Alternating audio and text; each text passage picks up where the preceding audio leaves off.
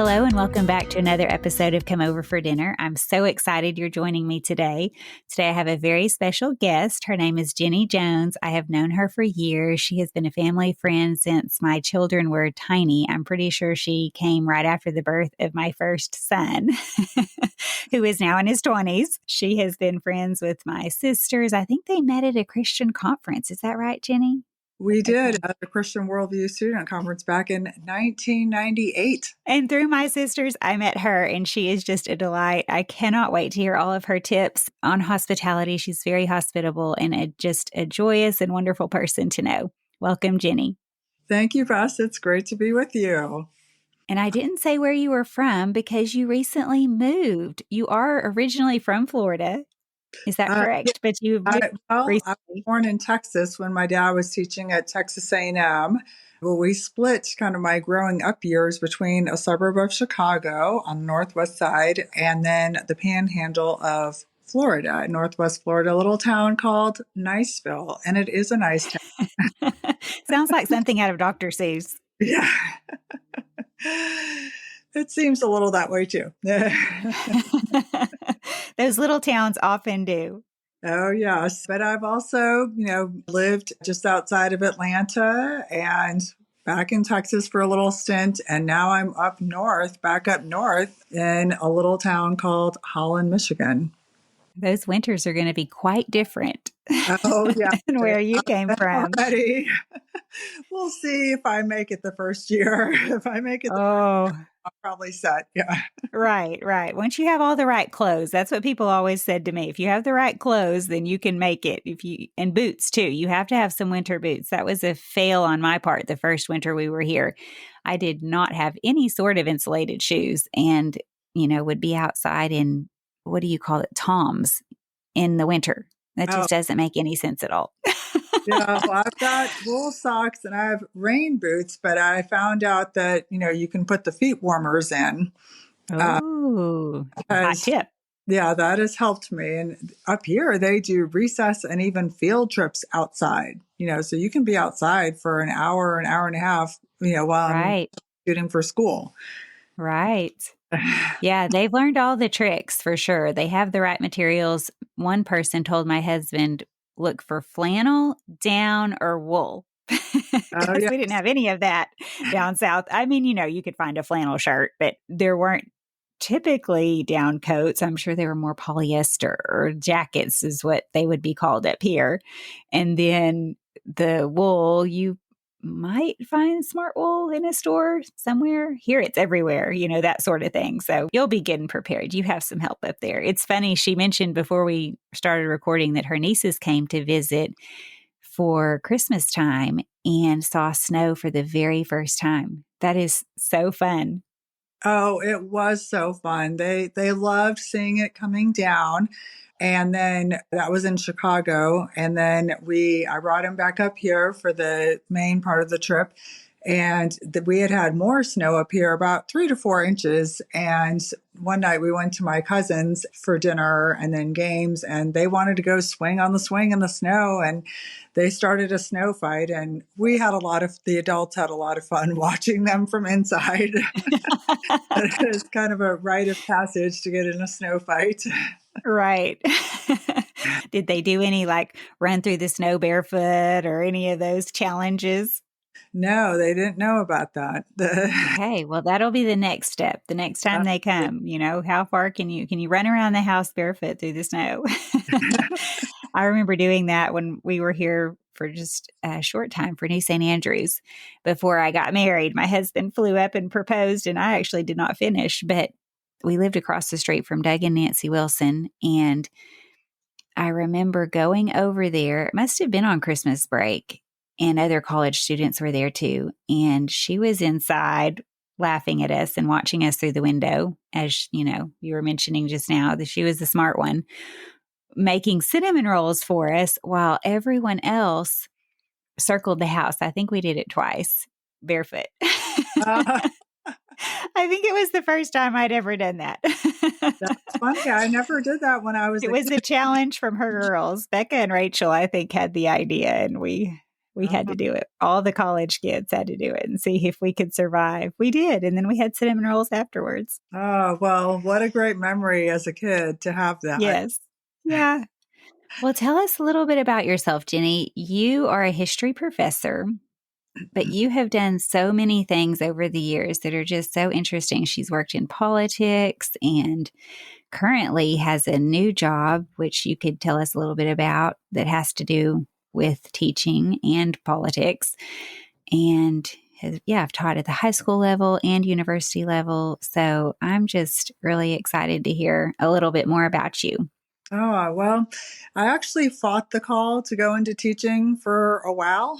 And so after I had been out, I'd worked on an Air Force base as a civilian. I worked for a nonprofit. I worked at the county level of government, but it was when I was working at the nonprofit that I ended up doing a lot of things. And I always had, because my dad had been a history and politics professor, also literature. I just grew up with that. And I always had that interest and concern for what kinds of laws were being passed and what direction our community, our country is headed. And so I saw with working in politics, and I got to work in politics some like on local and state campaigns while I was working for the nonprofit. And, I just saw that a lot of people in politics, they know how to talk some of the lingo, what people want to hear, but they don't really have that strong principled foundation. To when you go below the surface, they don't really know why they believe what they believe. It's just kind of a self-interest based, what people want to hear. And so I thought, well, if I want to do better with this, I really need to know it better myself. And so I decided I would go back and get my master's degree. And I went to the same school that my dad went to for his doctorate degree. And I decided, that I wanted to go into teaching because I think, in a sense, politics is something of a short term solution where education is really long term, where you make the biggest changes in a society. And your society is either going to be honoring Christ or going away from that. And so I went back and got my master's. And as I finished up my master's, then I got started teaching at a community college, actually two community colleges in Texas. And then I switched from that after about 5 years. My dad had come to live with me, and we just felt a little isolated out there in Texas, away from all of our family, which is mostly on the East Coast side. So we moved to Atlanta, just outside of Atlanta. And I taught there for 3 years in a hybrid school. And then also was taking care of my dad, who had Parkinson's and who went home to be with Jesus back in May. And so, yeah, I do have a bit of a varied background. That's always been an interest, and always, we should always be learning more and applying ourselves as best as possible. Yeah. That's a sign of a good education, is that you recognize that you have just started and it's Yeah. lifelong. The pursuit of knowledge is lifelong. You continue to read and grow, and you'll never know it all. You'll never have read all the books you want to read, and all the greats, the masters. You just never will be able to in a lifetime absorb it all. No, So and it's the more you learn, the more you realize I have so much more to learn. mhm. Oh, I know. I met my senior in high school, Max, the youngest. He is taking marine biology right now, and he had to do a presentation for a final right before Christmas. And he chose the immortal jellyfish, and he practiced the presentation at home. And I was just sitting there, kind of with my mouth on the floor, like, I've never heard of the immortal jellyfish, for one. And this is so fascinating. I had that same thought of, like, I will never know all of the things. Even at a high school level, there are things that as a grown up, I do not know. I never took marine biology. Anyway, it's just really interesting. I didn't either. So history, politics, literature, that I can manage. The sciences and the higher math, gets very challenging very quickly. We all have our strengths and weaknesses. Yes. Well, we are going to delve into hospitality today. One thing that she mentioned is her taking care of her dad, which is just such a wonderful testimony to one of the ways that we can practice true hospitality, which is honoring our parents as they age. And she did that with jumped in with both feet. Her dad lived with her for how many years? 7 years. My mom went to be with the Lord 7 years. And actually, the day that she passed at lunch, after, we went to just have a break. And he decided that I had already asked him about it, knowing that we were facing the end for her and, of life on earth. And he decided, that day that he would move out to Texas with me. And so, yeah, it got more involved. We didn't even know that he had Parkinson's until about a little over a year before he passed. There were some signs, but nobody had really put it together, sent us to a neurologist. And then it seemed like once he got diagnosed, things really, started to accelerate more and more from there. And I'm so glad that we're talking about this because I think this is an area that is often overlooked. It's easy. In a way, it's easy. It's more fun in a way to minister to the young moms. And of course, the young moms need that, or when somebody's had a surgery or something. But I think that, I don't know, maybe it's just not a pretty phase of life, and it's a hard phase of life, and a phase that a lot of people turn over to somebody else. And, maybe not everybody has it within them. And I kind of feel like I didn't really have it within me. God just really was with me. And I thought, I promised him, as long as I am able, you will be at home and I will be caring for you. I will be helping you. And I certainly had people come in and help me care for him. Mhm. But I think it's so meaningful to our older parents to have a loved one taking care of them rather than just even though the people who, work in nursing homes and hospice facilities are, wonderful. A lot of times, I think there's just something extra special about having somebody that has known you for most of your life taking care of you. Yes, absolutely. If that's possible, that is the most wonderful blessing. And it's a day in and day out faithfulness. Like you're talking about, it's not glamorous and maybe not as fun as some of the other hospitality we talk about, but it's the type of hospitality extended to your parents that is so blessed by God. I mean, that type of hospitality is one that is commanded in scripture, to honor your parents. What's the Bible verse? Honor your parents that your days may be long upon the earth. That does look different for different people. Some parents go early, some parents they age in their homes well, and some parents don't. And sometimes there's a facility that is needed. But trying to honor your parents with the best that you possibly can, including sacrificing years of your life by bringing them into your home, is just a wonderful, wonderful testimony to your faithfulness. Well, thank you. And as you know from meeting him, that he was a blessing to be around. Everybody who knew him knew his love of history, his love of God's word and how it applies to every area of life, and his wonderful sense of humor. Yes, he was very witty. Yes. He always came up with the puns on the spot at the right time.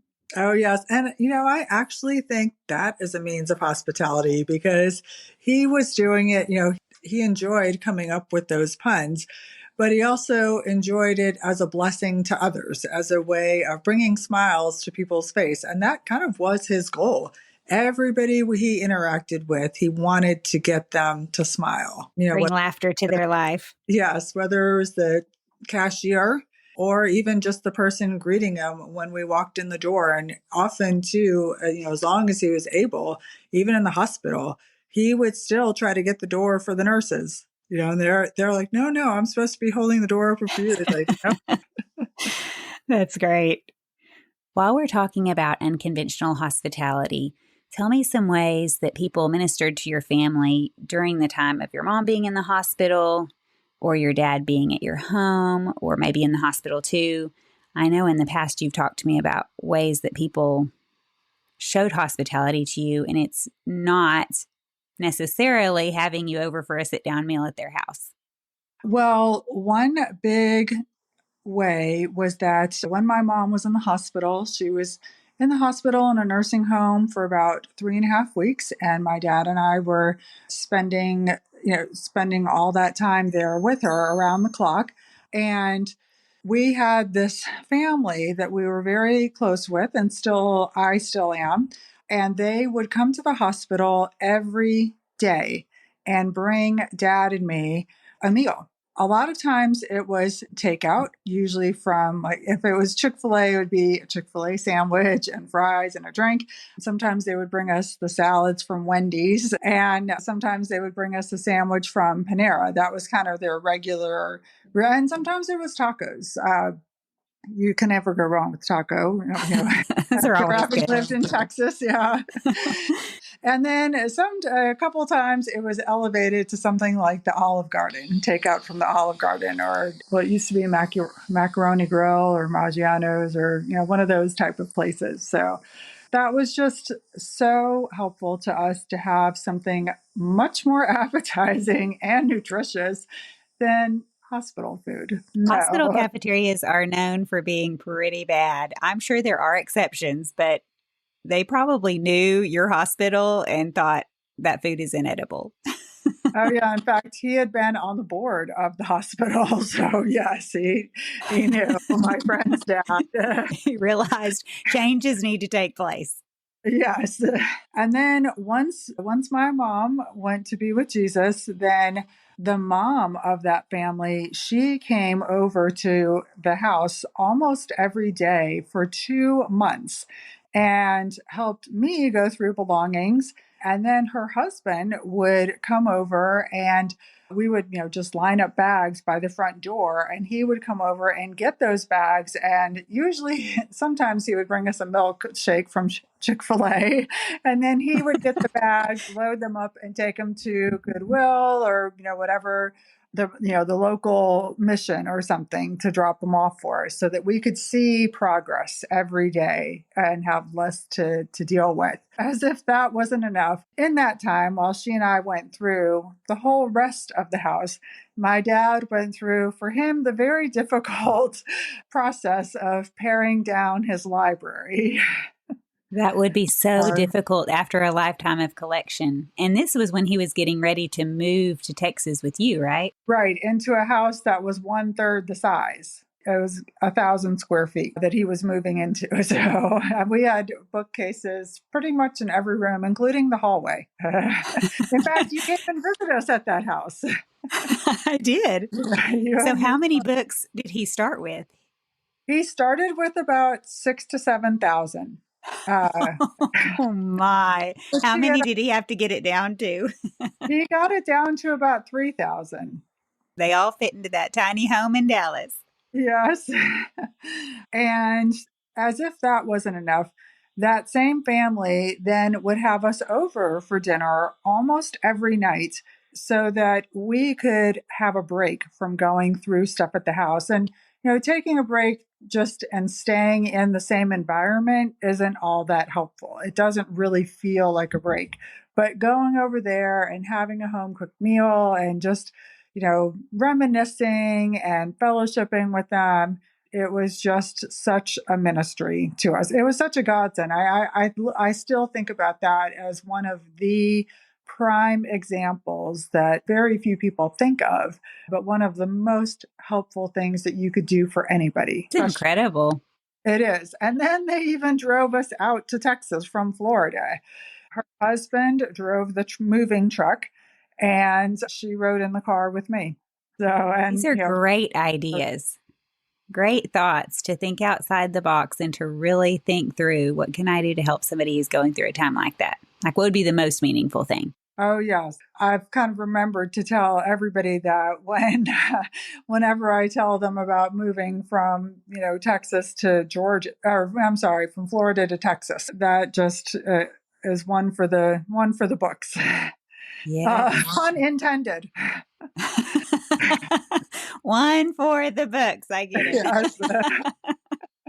Was half the U-Haul books. Right. Yeah, it was, yes. And then another thing that I thought of, a really meaningful method of hospitality was that when my dad was going home to be with Jesus, actually the day that he went home, our church elder and two couples that we were really close with came to the hospice facility and were there with me and kind of helped me pack stuff up because I stayed there around the clock with him. And they brought me lunch, and then the elder came back with me to the house and helped me that right then helped me pack up all of Dad's medical supplies, which was incredibly helpful because that's the last thing, that not being a happy memory of the last couple months and all of the physical struggles he was dealing with that were so foreign to him and to me. So it was just wonderful to have that gone immediately. I still remember it, but it was nice Mhm. not to have that. And part of me does want to still remember it for various reasons, but it was nice not to have the medical supplies there looking at me. Right, because that's a sad memory. And like you said, you're going to remember those times and look back on it as a bittersweet time, a time that you were able to help your dad, but it was a trial. Obviously, it's something he's having to go through that's very difficult. So to have that, somebody just swoop in and say, I'll clean all this up for you. I will take all this out, because those aren't possessions that you're thinking I want to remember, like it's not like the same as going through your dad's personal possessions, like a books or clothing or watches or, something like that you might want to save as a memento. Medical supplies are not that at all. I can see Right. you wanting them to be gone immediately. Just someone take these away, and for it to just happen instantly with someone who's willing to just step in and say, I will do this work for you right now. That is such a blessing, and one Oh, most people would not think of. yeah, exactly. And there are decisions to be made because there are various places that will take this but won't take that. And trying to make those decisions and do that research and all that at that time is so taxing. So to have somebody else just come and take that all on and take it away and handle all of that for you is just tremendous. Hmm. I think there is a hesitation from a lot of people surrounding all of that, because obviously there's a lot of people that have never experienced something like that. They've never gone through that with a family member, which is wonderful. Maybe it's coming up in our, if you're a younger person, eventually you're going to have to face a parent aging or a parent getting sick or something like that. And so it's wonderful if it hasn't happened yet. But I think that makes a lot of people hesitate because, for one, they just don't know what it involves. Like, for instance, somebody may not even realize you have all these strange medical supplies at your house that you really would like to have taken away and have someone else research where to take them. But I think if you're unaware or you really don't know how to help, one of the best things you can do is just ask. Sometimes when you ask that person that's going through it, maybe they don't even know what the best thing is. Or there's also the personality that'll not tell you what they need or want. And so I think sometimes it's best to ask people around that person who is close to that person, like your pastor or your close friend, and say, what is it that I can do? What would be the most helpful for them? And that person might say, can you take them a meal at the hospital right now or today or tomorrow or, something like that, because they're sitting up there around the clock. Whereas you may not say, hey, will you pick up some Chick-fil-A for me? Yes. The person at the hospital will suffer through the hospital food, that sort of thing. But I think it's very important to just ask and be willing to figure it out. Oh, yes. And I think that being willing to figure it out, if we put some thought into it and, having heard these ideas and more ideas from other people as well, we could probably all make a little list or something, or just, of categories. And I think, when you ask somebody an open ended can I help with anything? A lot of people probably are inclined to say, oh, thank you very much, but I got it, or thank you very much, but I just don't know if there is something. And then they probably won't let you know, they'll forget or maybe just get overwhelmed. And but if you can think of something specific, like, can I bring you a meal, or can I help you go through this part, go through the clothes or whatever? Any specific thing that you can just, is that something that you would like, or is that something that you would be, that would be helpful? So I think framing it in that way is very helpful to the person going through it. Mm-hmm. Yeah, and I think too, just trying to put people at ease as much as possible, because some people are probably going to be self-conscious, maybe their house is a mess or something like that. And just to, whatever they say like that, just to assure them that you've either seen worse or it doesn't matter because you've just been through something tremendous and nobody would have a good situation. Exactly. I mean, my response would be, well, how could it not be a mess? Right. Yes. How would it be clean? You've had no time and your life is just upended. That's And why a I'm lot of times, coming. I yeah. can clean. Yeah, and a lot of times just helping them start because it's such an overwhelming time. You come back and you think, oh, there's so much to do. Where do I start? And just having somebody there helping you out, even if they're not really making decisions, but they're just listening to you talk it out and, your thought process and all that.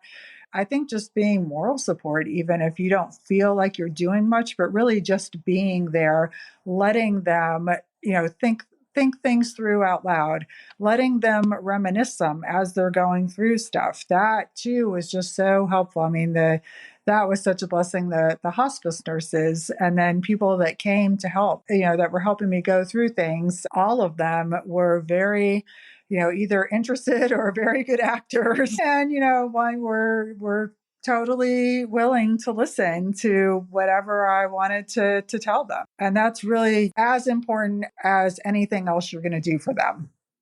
Hmm. Yep. Be willing to listen and to not be afraid to talk. Yes. A lot of times people don't talk because they think to themselves, I don't know the right thing to say.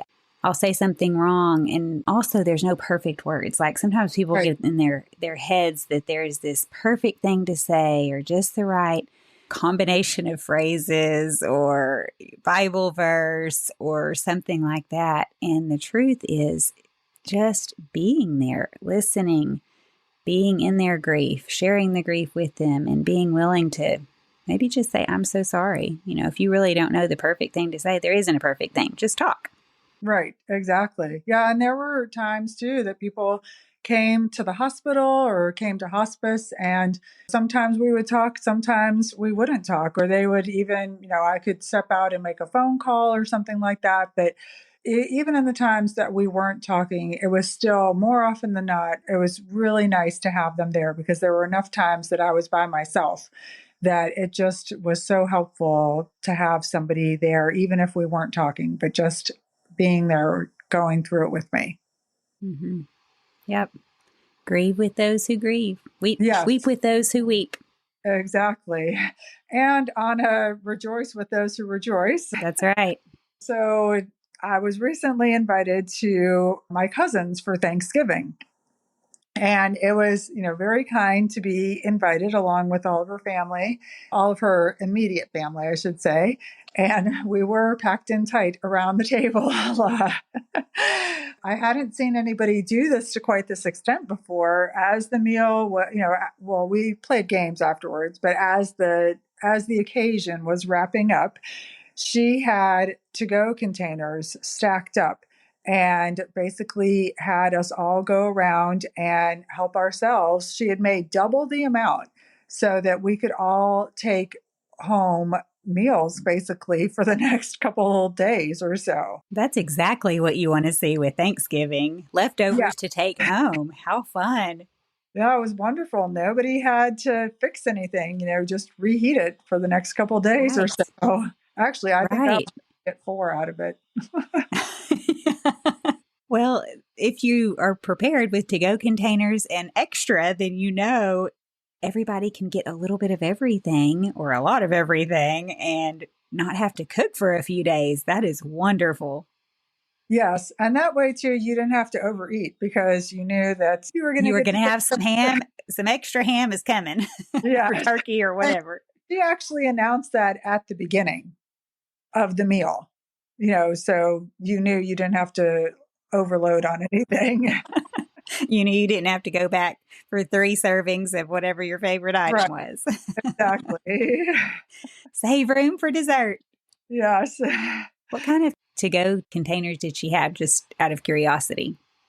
Oh, I think they were, like the Glad ones or whatever, the plastic ones with the little top, rectangular that you get pretty much at any grocery store, and they stack really easily. Did you take more than one home? Like you got one for a certain thing and one for another, and then another for dessert or something like that? Oh, yes. Well, actually, I just made several laps around the table. So I got a little bit of each in about 3 or 4 containers. Yeah, Perfect. 3 containers. Perfect. And I think she, had bags too, so that we could carry them out in bags. So yeah, she just kind of thought of everything. How thoughtful. And of course, you could do that for any time. I think that's a great idea when you're having college kids over. Oh, yes. They would especially appreciate that. Yes. If you just knew you were going to have leftovers and you knew you could box up a big scoop of whatever, big container of soup, or, if it was a meal, to be able to fit it into a Glad container and send it home with them. Oh my goodness, they would love it. Well, Oh, these yeah. are great ideas of unconventional hospitality. Oh, fantastic. So I thought I'd also put this out there that my dad, which you saw his books and now you've all heard about his collection of books. So he had those because he was a lifelong professor, teacher, and writer.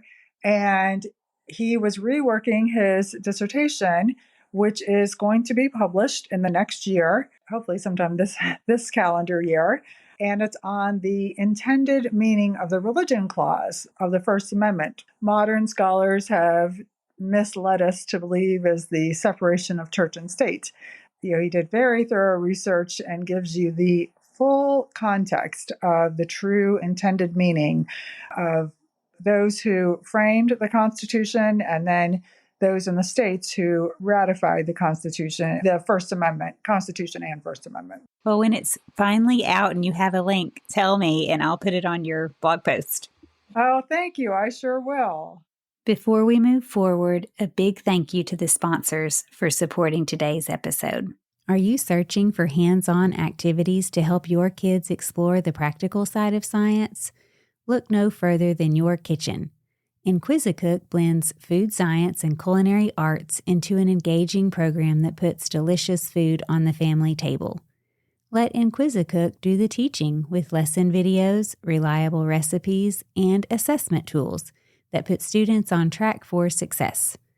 Their online platform is easy to navigate and optimized for mobile, so the learning experience can move from the classroom to the kitchen without a hitch.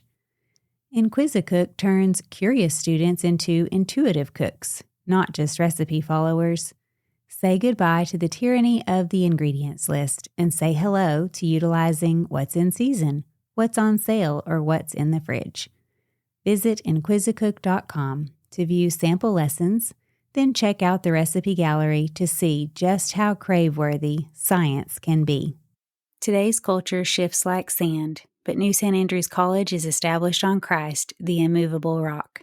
The college is a premier institution that forges evangelical leaders who don't fear or hate the world. Guided by God's Word, equipped with the genius of classical liberal arts and God-honoring wisdom, with a faculty dedicated to academic rigor and to God's kingdom, New St. Andrews College offers an education that frees people. To find out more, visit nsa.edu. When you're in that stage of life, hospitality, as we just generally think of it, will look different. And I think that's very important to consider. Some people, when they think about the command of hospitality, may feel guilt.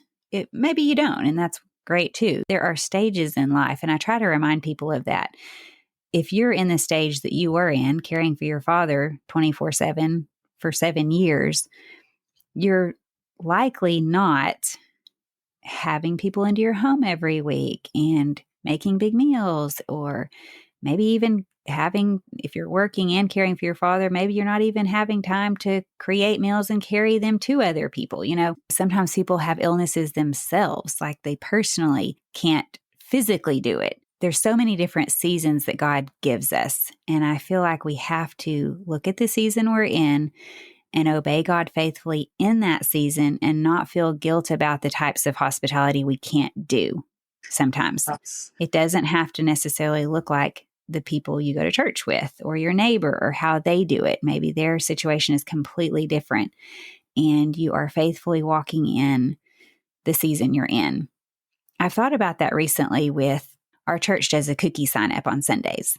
And you can sign up to bring cookies, and the children between services love having the cookies. There was a time that I signed up for it regularly, just regularly was bringing cookies. I think I tried at least once a month to make chocolate chip cookies, a giant platter, or make rainbow Rice Krispie treats, and thought in that season, I remember thinking, this is so sustainable. I can do this. This is so easy. Not easy. You had to think it through, but it was something I could easily fit into my life. Fast forward to right now.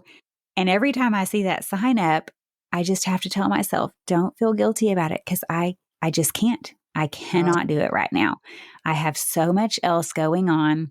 Obviously, I teach full time, but I was teaching full time back then too. So I'm not sure all the different, like I've been thinking it through. What is it that's different? What else have I taken on? What other responsibilities? I'm just in such a busy season of life. Part of it, I think, is travel. My dad is soon to be with the Lord himself. He's been fighting lymphoma. We've traveled back a couple of times, and it's just a different stage right now. But I have to tell myself, don't feel guilty. At some point, if God leads you in that direction, I'll pick up making cookies for the children again. But for now, it's other forms of hospitality. Which that is, having that on your mind, I'm sure you're thinking about it frequently and praying for him frequently and thinking of, the other family members that are there, how to reach out to them and things like that.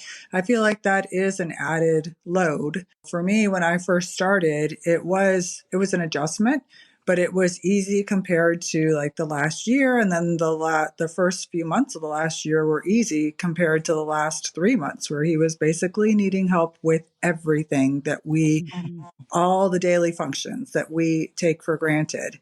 There were times that it was very hard, and I thought, can I keep on doing this? And I think that's kind of where for lack of a better way of saying it, fake it till you make it. But with God, as far as, I know I'm supposed to do this. I kind of don't want to do this, but I know that if I ask God to help me and if I do my best to do it, just put one foot in front of another and try, that even if my attitude about it isn't right at the start, if I'm genuinely asking God to help me do my best in it, he will.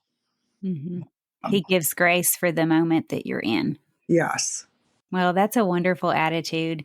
And as you were saying that, just thinking about family members that you're ministering to, those are the ones closest to us. And I feel like those are the ones that we're called to be hospitable to first. Oftentimes, you think out your church community, which is wonderful, but you have to think internally first. Are you taking care of the members of your family that are closest to you first? You cannot neglect them, whether it's your parents that need you or you have children at home, or actually, as you were saying that, I was thinking too, oh, I know another thing that's changed recently. I have grandchildren. Yeah.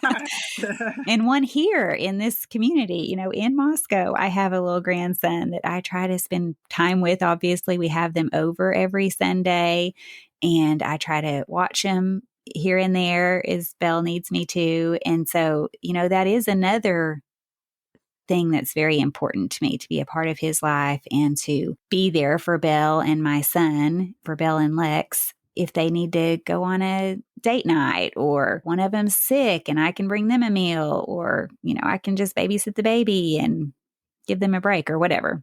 That is a lot. And yeah, particularly while their kids are young. The hospitality looks different than when they were kids, as your grandkids grow up. Mm-hmm. Yeah, you want to be a faithful daughter or a faithful grandmother or whatever the role is that you have in your family. You want to be faithful in that role. That's very God honoring. And that's probably the reason, too, for I want to say it's an English saying about charity begins at home.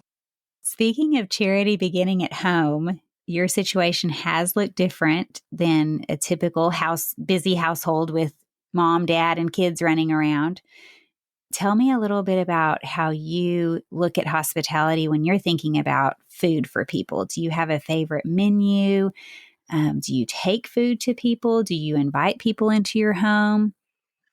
Well, with being, moving a number of times, hospitality has looked a little bit different than also with taking care of my dad. That also, it wasn't always feasible or practical to have people come into our home for a meal. What has ended up happening has been, particularly since moving here, but I've done this at different times as well. I've had people like family, I've had people come visit and stay with us, they did stay with dad and me earlier on. And then I've had a number of people come and stay with me just since in the 6 months since moving here. And I have sometimes, rather than having people over so much for a meal, a lot of times what I've done is just taken people a meal. I am going to go a little unconventional in a sense with the breakfast for dinner theme. I love breakfast for dinner and I love unconventional, so you go Oh, for it. good. Well, me too. And it's not always sometimes it's breakfast for breakfast, but I think that can be very comforting for people. So I did just have my nieces up, as we talked about. The first time they came to visit in Georgia, I made them a baked oatmeal recipe that I got from your family ultimately. And they expect that every time. And It's the aunt tradition. Aunt Jenny's going to make us baked oatmeal. it is the aunt tradition. They just love it, and I love it. Everybody I've ever served it to has loved it. Okay, listeners, if you have not had baked oatmeal, you have to try this recipe because there may be some big fans of oatmeal out there, but some people really don't like it because of the texture. And baked oatmeal eliminates that. It's so hearty, it's so delicious, but the texture it's definitely not a regular oatmeal texture. How No, would you it's not a describe it? regular oatmeal texture. It's not dry, but it's drier compared with Hmm. regular oatmeal texture. Right. Yeah. And I would compare it more to a muffin than yeah. oatmeal. Oh, yes. And I also have a quiche recipe to go along with it. So Oh, delicious. for that. So this one is very easy. You just basically mix together the butter. The recipe calls for brown sugar, but I always put in maple syrup instead of brown sugar. I love maple syrup. Me It's my too. favorite. And now I can get it local. They make It's maple syrup in Michigan, I guess. That makes sense. known as much as Vermont, but they do. Yeah. I'm sure they have maple trees. Oh, yeah, they do. We do. Eggs, vanilla, all the old fashioned oats. You could do the quick cooking oats. I've never done it with that. I think the texture would be a little bit different. I'm not exactly sure how. I've just always used the old fashioned oats and a little bit of baking powder, milk, cinnamon. And then I always do frozen mixed berries. I like to get the ones from Trader Joe's. Those just kind of are my gold standard for frozen berries. Other ones will work. It'll still taste very good. It's just that's one level. No, one level. Yes, a notch up. Do you put the frozen berries in the baked oatmeal before cooking it? Oh, yeah, I do. Oh, see, I don't know if I've done that. I've done golden raisins or regular raisins. People who don't like raisins, sometimes I've left it out. And my son, speaking of Lex, he put bacon bits in there when he was a teenager. That's He all. made baked oatmeal with the bacon. Like, of course, a teenage boy would think of this. And it was delicious. But frozen berries, that's a really great idea. I mean, you could do fresh berries. That would be very good too. It's just the frozen berries are easier to do. Uh-huh. Oh, yeah. And you have them on hand anytime. You don't have to make sure they're good or bad sitting in a refrigerator until you're ready to make your baked oatmeal. You pull them Right. out from the freezer anytime. Oh, yeah. And I feel like there's a little bit of leeway too, because, like substituting the maple syrup for brown sugar.